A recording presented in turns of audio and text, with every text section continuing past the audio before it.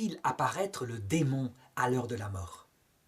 On pourrait dire, mais c'est idiot, l'apparition du démon ne sert à rien, elle est plutôt négative. Comment Dieu pourrait-il permettre que le démon apparaisse à l'heure de la mort?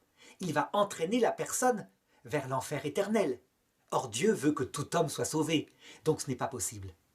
En réalité, lorsqu'on comprend bien ce que c'est que l'entrée dans la vie éternelle, un mariage d'amour, un consentement de la personne porté par la grâce de Dieu, mais un consentement qui vient d'elle, une alliance, un oui qui doit être parfaitement lucide, maîtrisé.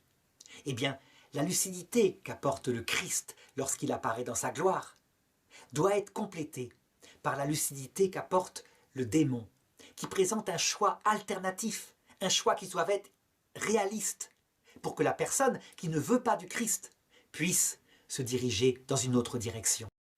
Je dirais même plus, le démon doit avoir la possibilité d'apparaître en plénitude, de donner la plénitude de son message.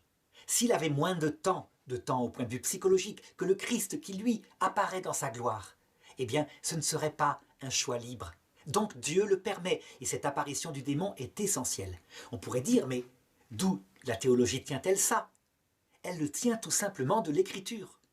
2 Thessaloniciens chapitre 2. Évidemment, c'est un texte qu'habituellement, on applique à la fin du monde, l'apparition du Christ à la dernière génération. Mais il vise aussi notre fin du monde à nous, l'heure de notre mort. Et saint Paul le dit.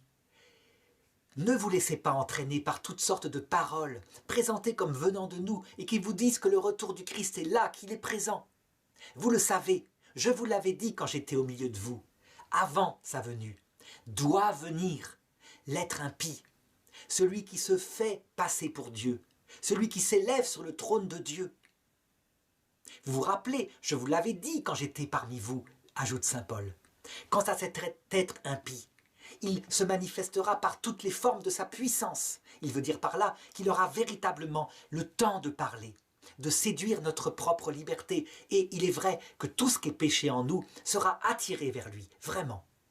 Mais j'ajouterais que l'Église, un dogme, limite la puissance du démon. Dieu ne permettra pas que ce démon nous tente au-delà de nos forces. Ça veut dire qu'il présentera son projet, mais c'est nous qui choisirons. Personne, quels que soient les péchés qu'il aurait fait dans sa vie, n'est condamné à l'enfer, il le choisit.